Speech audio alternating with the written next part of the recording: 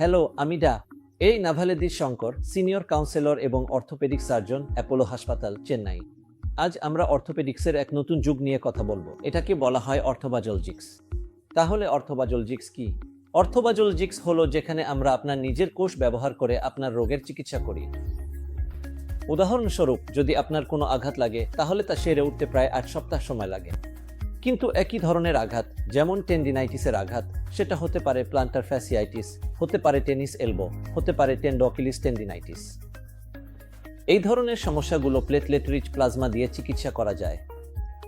মানে আমরা আপনার নিজের রক্ত নেই, আপনার রক্ত থেকে আমরা স্টেম সেল তৈরি করি এবং সেই স্টেম সেল আঘাতপ্রাপ্ত স্থানে ইনজেকশন দিয়ে দেই, যাতে করে প্রদাহ খুব দ্রুত সেরে যায়।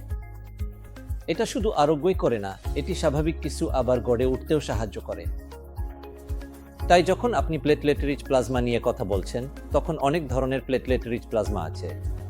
আপনার কাছে সাধারণ প্লেটলেট রিচ প্লাজমা আছে, double dose platelet rich plasma আছে, সানোকিন প্লেটলেট রিচ প্লাজমা আছে, গোল্ড ডিক প্লেটলেট রিচ প্লাজমা আছে।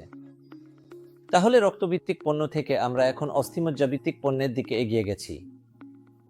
তাহলে অস্থিমজ্জায় আমাদের কি আছে? তরুণ রোগী যাদের অল্প বয়সে আর্থ্রাইটিস হয়েছে অথবা খেলাধুলার কারণে ছোট মেনিসকাস ইনজুরি হয়েছে, তাদের সবাইকে সার্জারি করতে হয় না, শুধু একটি সাধারণ ইনজেকশনই যথেষ্ট। অ্যাপোলো হাসপাতালে আমরা অস্থি প্রতিস্থাপনের মাধ্যমে অ্যাভন চিকিৎসায় প্রায় সর্বোচ্চ সংখ্যক রোগীকে চিকিৎসা দিয়েছি। এটি হচ্ছে অ্যাভন হিপ, যেখানে হিপ রিপ্লেসমেন্ট ছাড়াই চিকিৎসা করা হয়। অ্যাভন হিপ যখন প্রাথমিক পর্যায়ে শনাক্ত করা যায়, তখন আমরা কালচার্ড অস্টিওব্লাস্ট ব্যবহার করি। আপনার হিপ থেকে ক্ষতিগ্রস্ত অস্থি সরিয়ে নিয়ে সেখানে নতুন অস্থি প্রতিস্থাপন করি এবং এরপর আপনি স্বাভাবিক জীবনে ফিরে যেতে পারেন। এটাই হচ্ছে অর্থোপেডিক্সের সর্বশেষ অগ্রগতি। এটিকে বলা হয় অর্থোবাজলজিক্স, যেখানে আমরা আপনাকে স্বাভাবিকভাবেই শুধুমাত্র সূচের মাধ্যমে চিকিৎসা করি।